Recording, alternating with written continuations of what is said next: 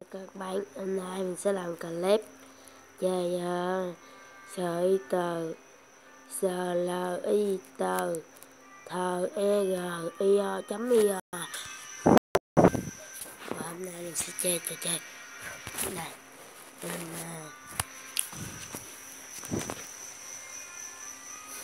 Mình chắc là dở.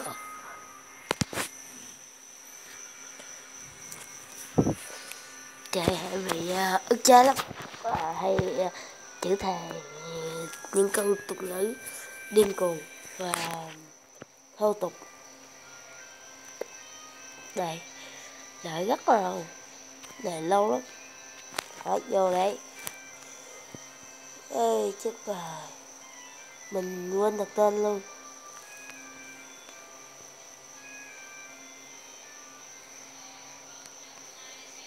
Hãy một chú đánh bậy nhé. Mình sẽ tiêu diệt chú ấy. Mình lại đi kiếm con nào để mình ăn kiếm tiền. Ơi, chú này rất là hung hăng. Ý, rồi xong. Chết người. Chết người quá đáng. Rất là lật. Mình đặt tên cho mình là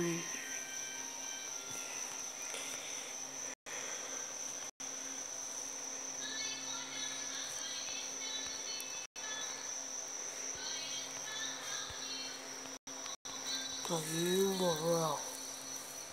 Xài Bồ như vậy. Đấy. Mình chơi nè. Cái chị Thám tới. Ấy một chú đấy.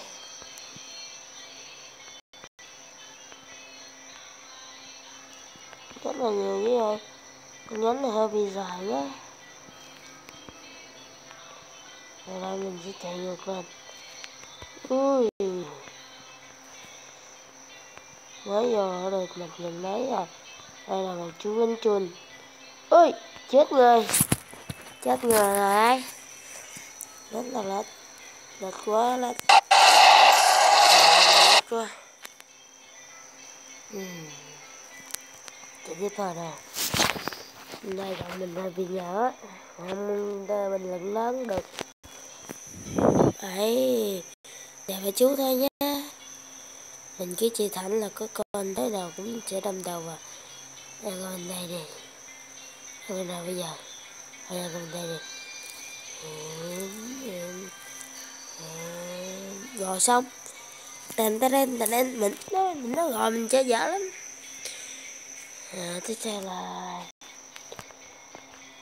đến với cái tên quen thuộc là Thịnh Dầu. Cái gì thảm tới là có gánh để tìm. Đấy, ăn là oh man, đấy nè, ăn quất phê, đấy nè, mình chạy vòng này lại. Đấy, rồi xong em rồi. Em đã bị tan xương nước thịt. Đấy, mình là con rắn một.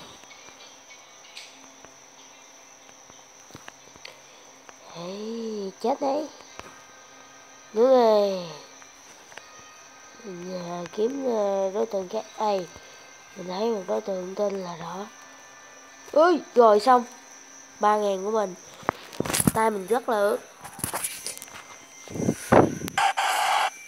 Cứ dẫn cái vào.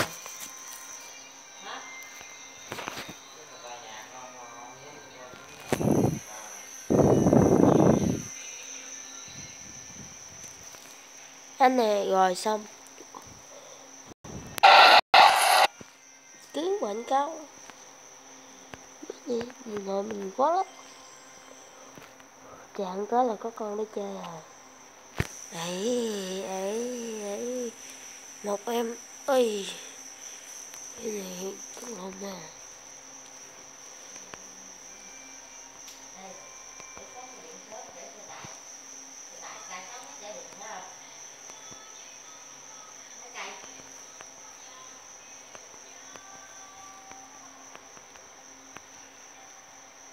Chết luôn.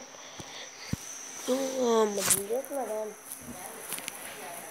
Không mình số đỏ. Mình chơi trò chơi này rất là ít chết. Chứ gặp mấy chú nhỏ là đâm đầu rồi chết này.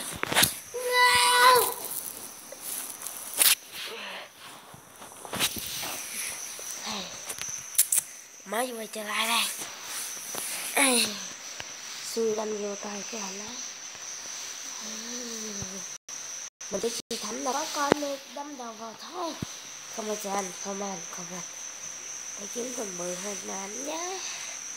Hình như là lần này mình thấy là mình không có cái con nào mùi hết trái.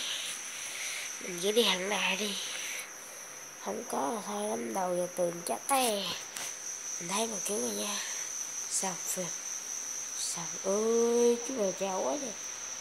Chào ha. Ý nè. Thế là nở mà con. Ở mà con. Em không biết nhìn lượn nhá. Mình sẽ hai của con này trong 1 phút 30 giây. Tôi nhầm nó không có thấy mình thì mình sẽ bao quanh nó lại. Đây là một chú ơi không được bỏ nè.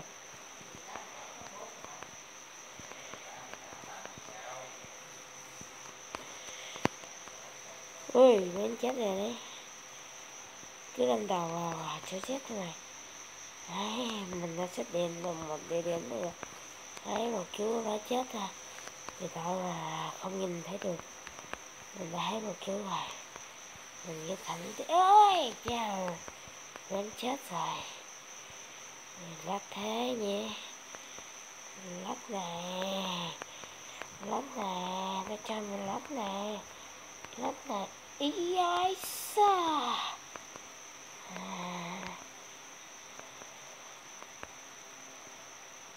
Ui. Ấy. Quá ngon. Ngon. Hút lỡ luôn. Phải like. Nó mình sao đi ra ngoài mấy chú. Mình hình như là mình chưa thấy tên mình trên đấy. Mình sẽ vào đây còn gọi người lại. Đây. Vào lại. Ơi no. No. No. Thốt thèm gọi cái chọn.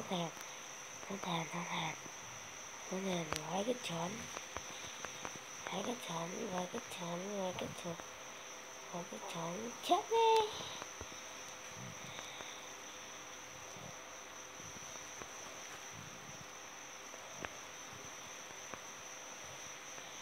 Mình đã được này mà mình chưa có tên trong hộp. Mình làm thêm con này nữa nha. Rồi có tên luôn đó.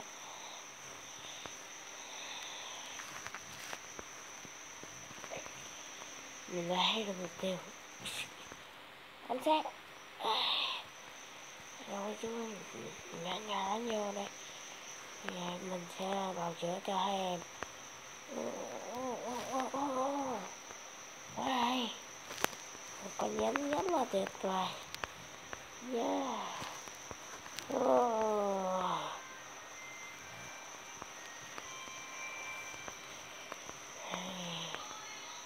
Ê, rồi. Xong. Mình mới được tiếng cấp 8 rồi. Nó bị tan xương nước thịt với cái tựa này. Cái này rất là không dễ á. Chọn giám sát đây. Cái này đi. Tiếp. Mình chỉ đâm thẳng vào mình cho chắc. Cứ đâm thẳng là có con họ sẽ đâm ra. Quốc không ăn. Quốc không ăn. Không ăn luôn, không ăn con nào trong nước ăn là mình sẽ mắc con bự. Mình sẽ để dành để ăn con bự. Cứ đâm thẳng vào cho chết đó. Không có gì phải ngừng lại, đã thấy con bự rồi. Đã thấy được mục tiêu rồi. Oh my god.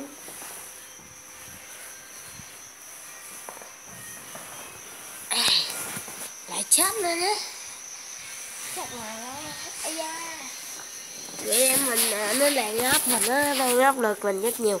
Thôi bye bye các bạn, hôm nay mình sẽ tạm dừng clip tại đây, bye bye.